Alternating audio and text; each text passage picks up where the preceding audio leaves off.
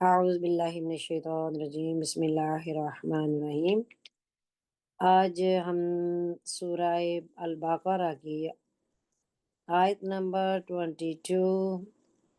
شروع کرتے ہیں۔ بسم اللہ الرحمن الرحیم۔ الذی،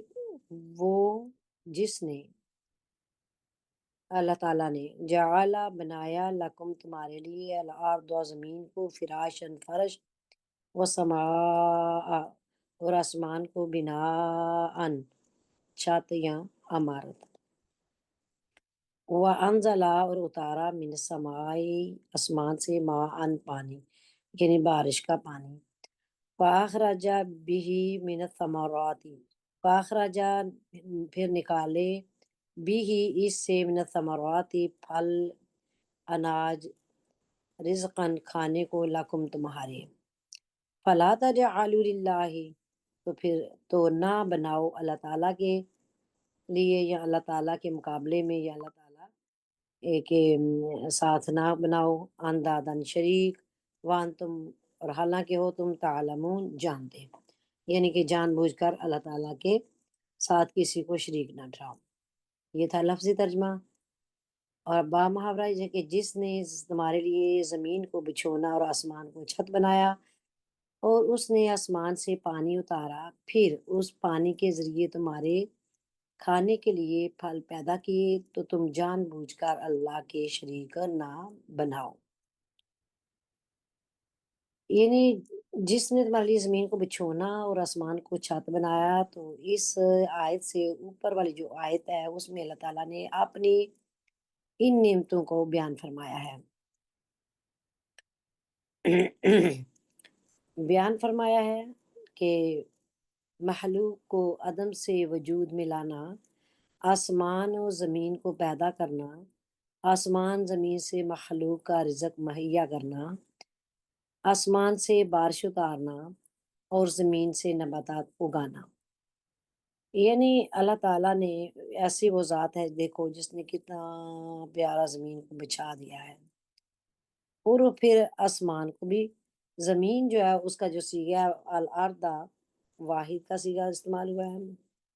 یعنی کہ یہ اسم پرناؤن ہے، سنگولر پرناؤن، اور وسما جو ہے وہ پلورل ناؤن ہے، جمع کا سیگا ہے۔ حالانکہ زمینیں بھی ساتھ بولتے ہیں، اور آسمان بھی ساتھ ہی کہتے ہیں کہ بنے ہیں، بنائے اللہ تعالیٰ نے، لیکن وہاں پہ سیگا اس لیے استعمال ہوا ہے واحد کا کہ زمین کی لیئرز ہیں، یعنی کہ تہ در تہ جڑی ہوئی ہیں لیکن ساتھ ہی ہیں، اور آسمان، ایک آسمان میں دوسرے آسمان کے بٹوین خلا ہے، اس میں تھوڑا گیپ ہے، یعنی کہ ایک آسمان سے دوسرے آسمان تک، لیکن سبحانہ تیری قدرت کہ تو نے کتنا پیارا اس کو چھت بنایا بغیر ستونوں کے، سبحان اللہ۔ پھر اسی آسمان سے پانی بارش کا نازل کیا، پھر اس زمین پر جو پہلے بنجر تھی، اس زمین کو سافٹ کیا، نرم کیا، پھر اس زمین سے اللہ تعالیٰ نے کھانے کے لیے رزق، پھل، بہت سے نباتات، بہت سی سبزیاں، بہت سے فروٹ، رنگا رنگ کے پھل پھول، اتنے کہ بندہ دیکھ کر حیران رہ جاتا ہے۔ تو اتنے اللہ تعالیٰ کی نعمتوں کے باوجود بھی پھر تم فلا تجعلوا للہ، تو پھر نہ بناؤ اللہ تعالیٰ کے ساتھ اندادن کوئی شریک، وانتم تعلمون حالانکہ تم جانتے ہو کہ اللہ تعالیٰ نے کس قدر ہمارے لیے کیا کچھ نہیں پیدا کیا۔ تو جب آدمی کی زندگی کا ایک ایک لمحہ اور ایک ایک پل اللہ تعالیٰ کی نعمتوں میں ڈوبا ہوا ہے، تو اسی مالک حقیقی کو چھوڑ کر کسی اور کا عبادت گزار بننا کس قدر ناشکری ہے۔ یوں ہی ایسے کریم خدا کی یاد سے غفلت بھی بہت بڑی ناشکری ہے۔ یعنی کہ ہر چیز، جتنی بھی اللہ تعالیٰ نے آپ کو نعمتیں دی ہیں، ہر چیز کو دیکھ کر بولا کرے سبحان اللہ، یا اللہ تیری کتنی شان ہے کہ تو نے ہر چیز کتنی خوبصورت بنائی ہے، اور ہر ایک چیز کا ایسا ٹائم، ایسا فکس، ایسی بنائی ہے کہ انسان دنگ رہ جاتا ہے جب آپ اللہ تعالیٰ کے یہ دیکھو کہ اللہ تعالیٰ نے آسمان کو بغیر ستونوں کے کھڑا کیا ہوا ہے، کیا شان ہے۔